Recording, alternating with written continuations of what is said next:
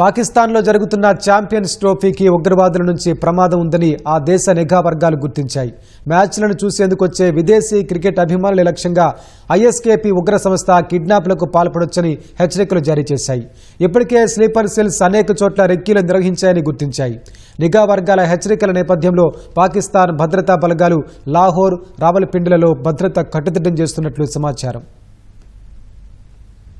ICC champions ట్రోఫీకి ఉగ్రవాదుల నుంచి ముప్పు పొంచి ఉందని పాకిస్తాన్ నిఘా సంస్థలు హెచ్చరించాయి.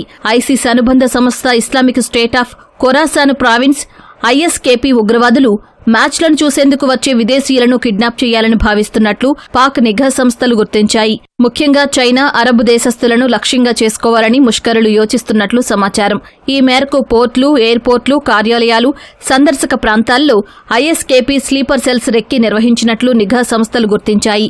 ఐఎస్కేపీ ఆపరేటివ్లు నగరాలకు సుదూరంగా ఉండే ఇళ్లను సేఫ్ హౌస్లుగా వాడుకునేందుకు ప్లాన్ చేసినట్లు పేర్కొన్నాయి. కెమెరాల నిఘాకు దూరంగా రిక్షాలు, మోటార్ బైకులు మాత్రమే ప్రయాణించేలా ఉన్న ప్రదేశాలను ఎంచుకుంటున్నారని చెబుతున్నాయి. కిడ్నాప్ చేసిన వ్యక్తులను అర్ధరాత్రి వేళల్లో సేఫ్ హౌస్లను మారుస్తూ భద్రతా దళాల కళ్లు గప్పాలని ప్లాన్ చేసినట్లు తెలుస్తోంది.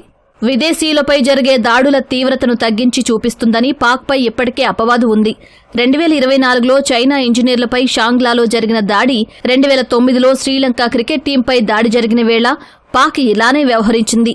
మరోవైపు ఆఫ్ఘనిస్తాన్ ఇంటెలిజెన్స్ విభాగం జీడీఐ కూడా ఐఎస్కేపీ దాడులకు తెగబడుతుందని హెచ్చరికలు జారీ చేసింది. దాదాపు 29 ఏళ్ల తర్వాత పాకిస్తాన్ ఐసీసీ ట్రోఫీకి ఆతిథ్యమిస్తోంది. చివరిసారిగా 1996 వన్డే ప్రపంచ కప్నకు పాక్ హోస్ట్గా వ్యవహరించింది. ఎలాంటి ఆటంకాలు ఉండవద్దని పీసీబీ భారీగా భద్రతా ఏర్పాట్లు చేసింది. లాహోర్, రావల్పిండి మైదానాల్లో జరిగే మ్యాచ్ల కోసం 12,000 మందికి పైగా పోలీసులను మోహరించినట్లు తెలుస్తోంది.